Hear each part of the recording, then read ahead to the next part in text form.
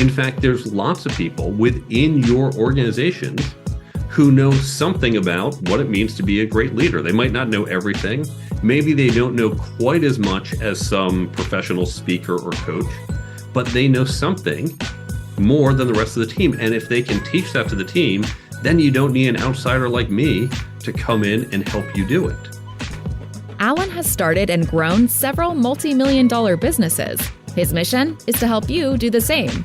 Welcome to the Business Growth Pod, building the future one entrepreneur at a time.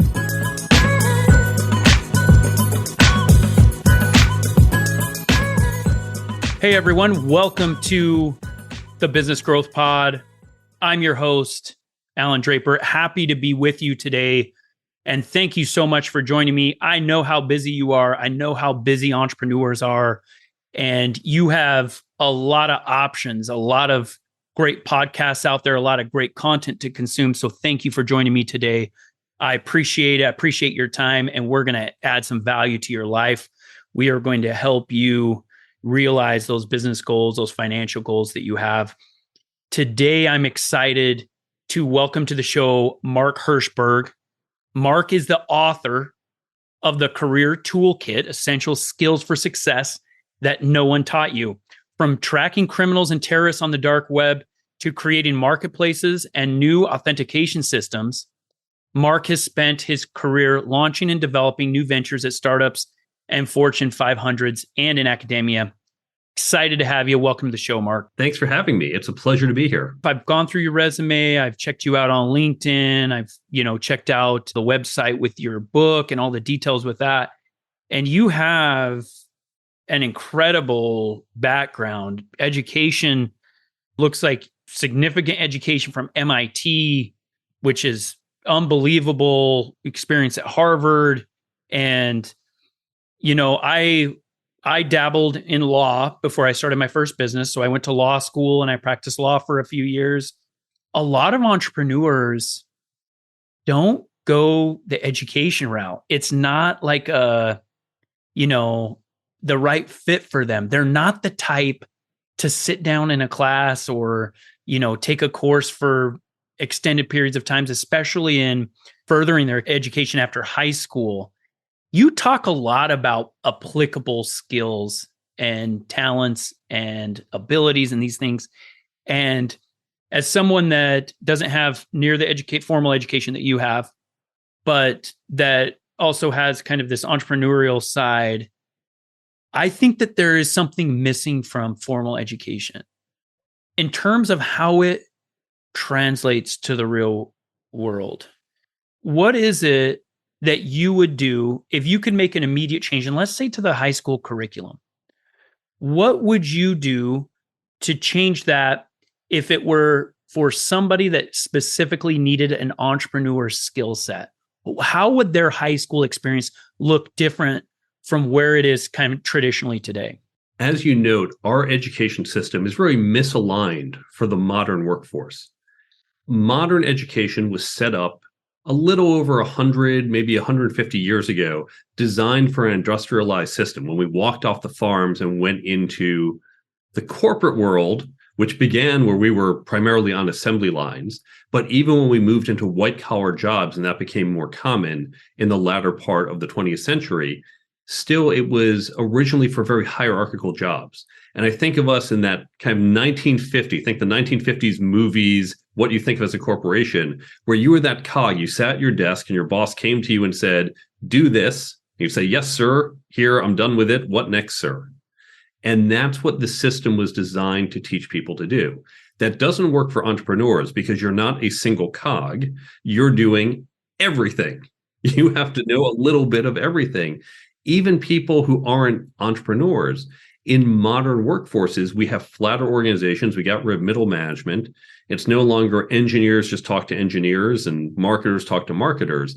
Now you're dealing with different people and cross-functional teams with different goals and objectives that all need to line up. And so we need a different set of skills. It's not just, I know how to be a marketer or engineer, but I need to know how to work effectively with other people, how to communicate, how to negotiate. We often think of negotiations as, well, what we do with our customers or clients or partners. We negotiate all the time with our coworkers, with our spouses too, by the way, and our kids. We need to build effective teams. We need to lead and manage. Now, again, that 1950s view is someone more senior can command you to do something, that military view. But these days, I have to manage people who either, yes, I'm their boss, but in today's labor market, if they don't like it, they'll leave. Or many of us manage or lead when we don't have the authority over other people, but we still have to use these skills. And all of these things that we've just been talking about, they're never covered in the education system. So what would I do to change education? I would do two things. First, I would raise the standards. I think we're graduating too many people who have deficient skills in core competencies like reading, math, and other fields. And there's no shame in saying you're not yet ready. There is today, we think, oh, you were held back. We need to say, no, you need to reach this level. Some people do it faster, some slower, but you can't graduate till you hit that level. But then I would also add additional skills. These skills, leadership, networking, negotiating, communicating, skills we all need in our jobs, in our careers, and in life that we just assume people magically pick up, and sadly most don't. So we need to add that to the formal education. There's such important skills to have. A lot of those things are, skills that I work on regularly. And I think one of the problems, Mark, is that I feel like those are more difficult to teach in a classroom setting. And maybe I'm wrong. Maybe it's just the way I'm approaching it, trying to think about it.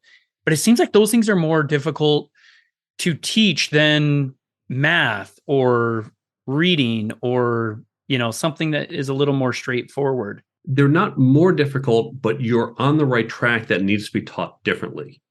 So if we take math, for example, we all learned the quadratic formula, and teacher said, here's the formula. Here's how it works. Now I'm going to hand out worksheets, and each of you try to do it. And if you have a question, let me know. And the teacher could teach all of us at once. And that's how our modern education system works. It's this, I'm going to just spew out information in a broadcast form, and you all just memorize and write it down. Now, the catch, what you're alluding to is there's no formula for leadership. There's no do these three things and you are now an effective communicator. It's a lot more subtle. The analogy I use is learning these skills. It's more akin to learning sports or music. Now, I could put you in a classroom and say, here's how to play basketball. Here are the rules of basketball. Here's what to do. When you shoot the basket, get off the backboard, aim here. And you can all write this down, memorize it, but it doesn't mean you know how to actually play basketball. What do we do with sports? We have drills. We have scrimmage games. We'll have coaching. We'll have reflecting. Sometimes people will videotape the game themselves or their opponents and watch and learn. And that's how we want to teach these skills. The way we teach them at MIT, the way top business schools teach them, and the way your organization can teach them is through peer learning groups. What you want to do is create groups. I recommend about 6 to 8 people, but there are ways you can scale it up. And you get folks together in these small groups, make them cross-functional. Don't just have all the salespeople in one group and all the finance in another. Get people from different groups. And by the way, if you're at a small company, if you're saying, well, we're only 4 people, or I don't have a company to do this, go find other people, create a local meetup group, just pulling people across company. And so you get these small groups of people and then engage with some content. Now, yes, you can use my book, but if you don't want to use my book, use another book, use articles, use a great podcast like this one, and you listen to the episode or you read some pages, and then you come together and discuss it. Because it's in that discussion, when we're talking about a leadership challenge, you're going to say, well, here's how I would approach it. And someone jumps in, she says, well, I would have done that differently. And someone else says, well, I had that similar situation. Here's what I did. Here's what worked, what didn't. And we all start learning, just like we learn to play basketball through the drills, through the scrimmage. That's what this lets us do. And that's how we want to really learn these skills, not through the standard teacher says, write this down and memorize it. That's interesting because it's so different from having the teacher-student scenario. So I think that a lot of the learning and progress that would occur in that scenario would be just kind of figuring out how to learn, right? Because you don't have somebody, it doesn't sound like that, quote unquote, knows more than everybody else that's in a position to direct the conversation, or what are the strictures? What are the guidelines, or what does that system look like in order to be effective? Yeah. And you have once again hit upon, here is a secret in the industry. Now, as you know it, I wrote a book, and I do go into companies. They'll bring me in to go speak at the company or speak at a conference. I very much don't do coaching that many of my peers do.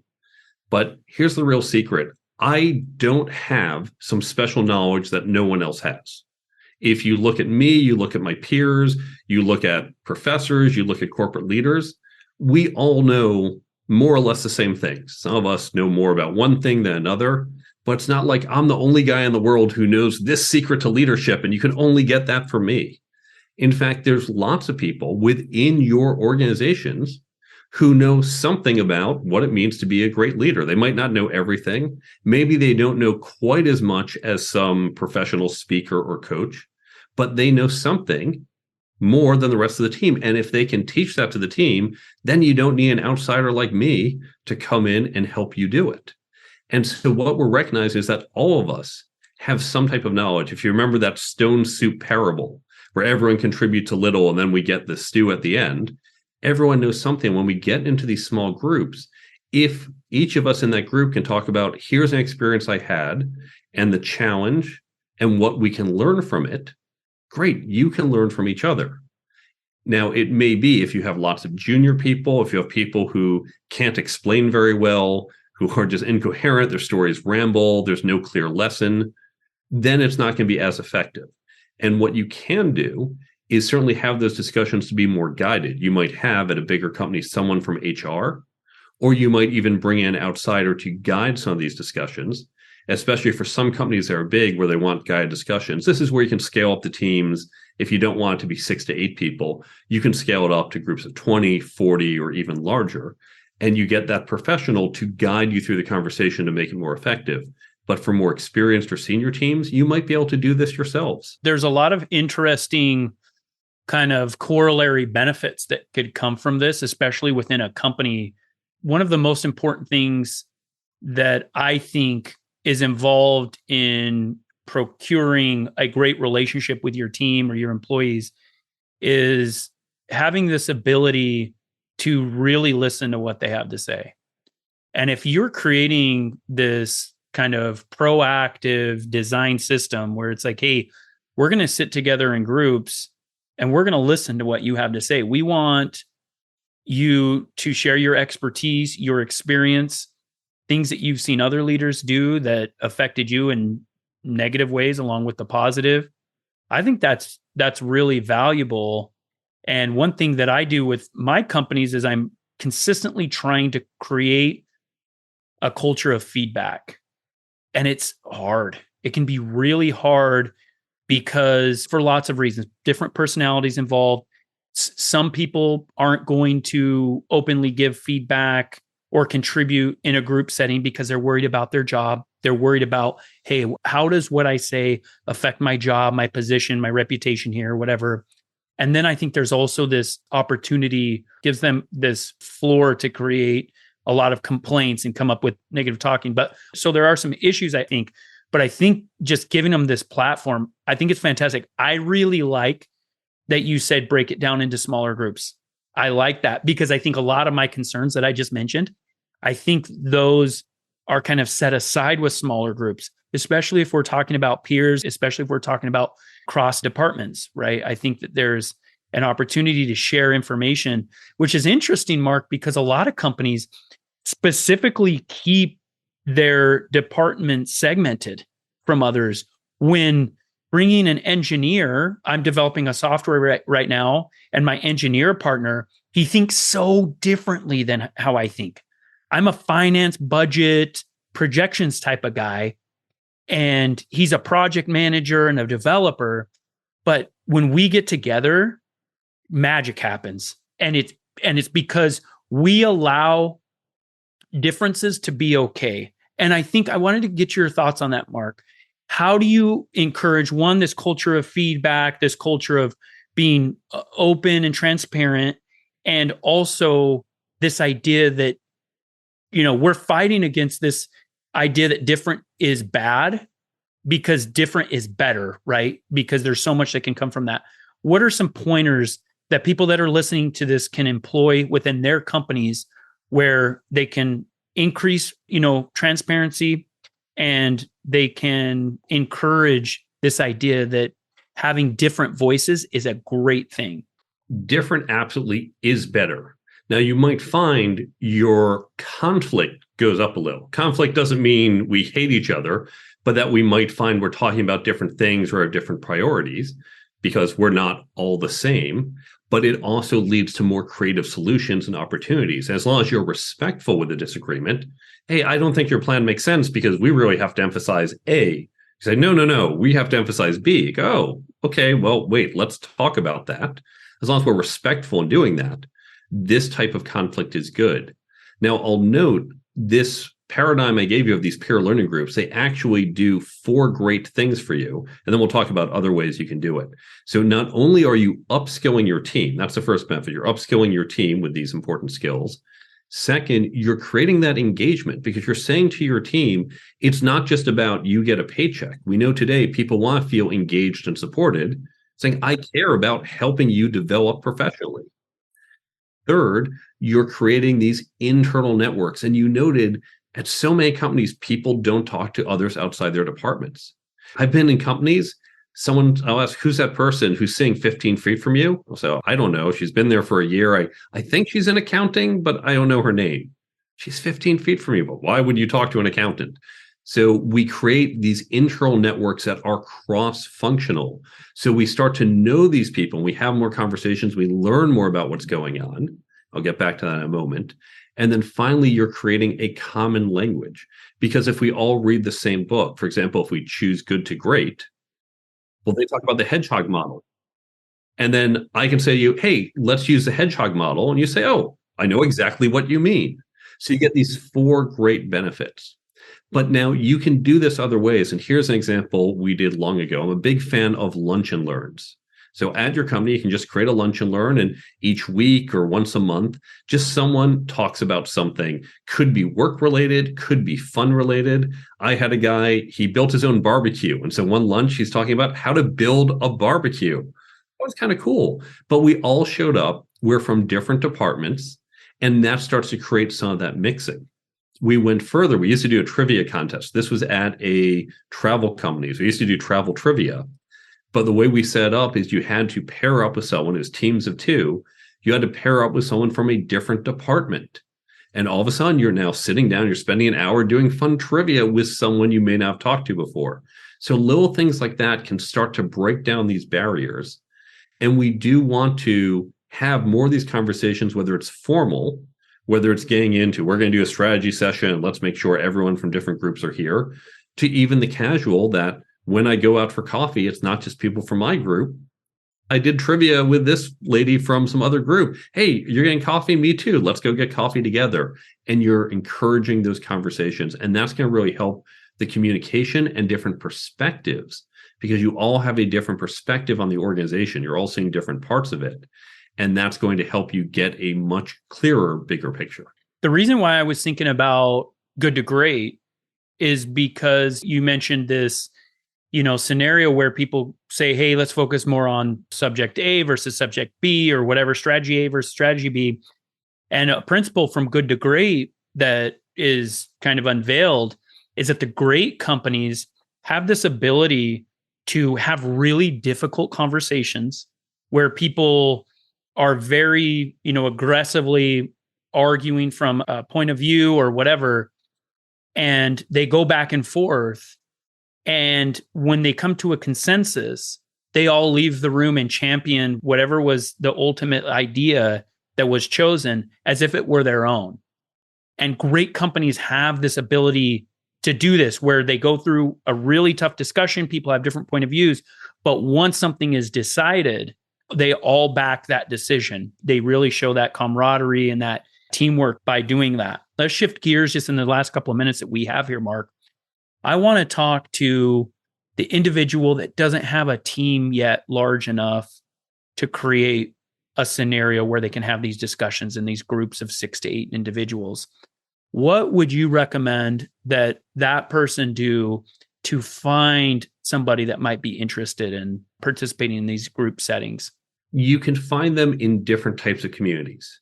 So you can literally start a community from scratch with meetup.com, or I'm not necessarily advocating that particular company, and there's probably competitors to them these days. You might go to your local religious group, your church or mosque or synagogue, and say, who else here is interested in developing these skills? You can maybe do something through your alumni network. You might be in certain professional organizations. Certainly, a lot of entrepreneurs, we have our entrepreneurial groups, or I have groups as a CTO. I've got groups of other CTOs in addition to my groups of entrepreneurs, because I have feet in both. So whatever community you're in, find other people and say, do you want to create a subgroup? Anyone in this group of local accountants in the Cleveland area, we get together once a month. Does anyone want to create a subgroup? We're going to do a little reading group or this peer learning group. For those interested, totally optional. There's no extra cost, and you can find other like-minded people. So be open-minded, be creative, look at any community or group you're part of. And especially today, you can even do it virtually. You can do this online. So be open, be very creative about who can be in that community. You get to the point where you identify an individual or two that isn't contributing to the group or is taken away for one reason or another. What's the right way to uninvite them? Before uninviting, and what we're about to describe, this applies to issues in the companies as well. You talked about when someone, how do you have this disagreement, but that's respectful? So whenever I see there is that conflict where someone's not meeting expectations, drill down, understand why. Why is the person doing it this way and not that way? It may be a misunderstanding. Maybe he thinks, well, this is how we're supposed to engage, or this is how I find value in this. And when you get down to that root cause thinking, because when you say, do it this way, no, do it that way, this way, that way, you're just fighting. But when you get down to the motivation, why do you think it's this way versus that way? Then you can start to say, either there's a misunderstanding. You know, it's easier if we all go around and each take a turn instead of jumping in, interrupting, the meetings will go much faster. So, okay, you know, I get your point. I'll do that. Versus, no, that drives me nuts. I hate that. I have to be the person who jumps in. Like, okay, I respect that. That's a good way to do it. But the rest of us prefer this other method. So it may not be the right fit. It's not that your method is better or worse than ours, but we just have a value disagreement. Find a group where there's better values, or better value fit, I should say. That's fantastic. And, you know, it reminds me, in just the last couple of seconds that we have here, it reminds me of when I first went to law school and I became really good friends with people that had completely different beliefs than I had, both, you know, in terms of religion, in terms of politics, all these things. And I realized they were really good people. And a lot of times, Mark, we wanted the same result, but we had different ideas about how to get there. When I came to that realization, hey, this is a really good individual, positive person. I like them. I genuinely like being around them. I, you know, feel like I'm a better person because of them. We have different beliefs, but, you know, what we're trying to accomplish, it's the exact same thing. And I think in this group setting, you hit on communication really early into this. And I've discovered in my businesses, most issues, like 90% plus, could be solved or would be solved with clear, more precise communication. And so I think when we're talking about these small group settings and we're talking about, you're not just saying, hey, don't do that. That's not how we act. This isn't this process, but you're saying why. If you get people together on that fundamental basis, that level where it's like, this is why we're doing this. This is why we have kind of some of these rules in place. And this is the structure. This is why I think you're going to get a lot more people to adhere to kind of the social norms within that group. That's exactly right. You drill down. I talk about in the book, the 5 whys technique. When we're doing something, why are we doing that? Because of this. Well, why is this important? Because of that. Why is that important? You keep drilling down till you get to that root. And then you can discover, I had an employee, he kept butting heads with everyone else. And what we found out is he was a perfectionist. He really felt you have to get everything 99.4% accuracy wasn't good for him. He needed to get at least 99.9. that wasn't cost effective for us. But he was bothered by the fact that we wouldn't do that. And eventually realized we're not the right company for him. There are companies, you're working at a medical device company, 99.9% is not good enough. You need to be 100% every time. He would be a better fit at those companies. And we helped him find a job where he was happier. So it's really getting down to what is that core value and then seeing, do you align or not? But now you're no longer arguing yes, no, saying, oh, we disagree on this assumption. Okay, end of story. Mark, where can people reach you if they have questions about your book, if they want to learn more about how you can help them? I'm going to give you two websites. The first, the careertoolkitbook.com. You can get in touch with me, follow me on social media, learn about the book. There's also a free resources page. And on that page, the very first download is how to create this peer learning group. I don't gate it. I don't charge. You don't even need to give me your email. In fact, you can take it, cross out my name, put your name on, and say to your CEO, I had a brilliant idea. I'd rather you take this and use it than I get any credit or money. So all of that is at thecareertoolkitbook.com.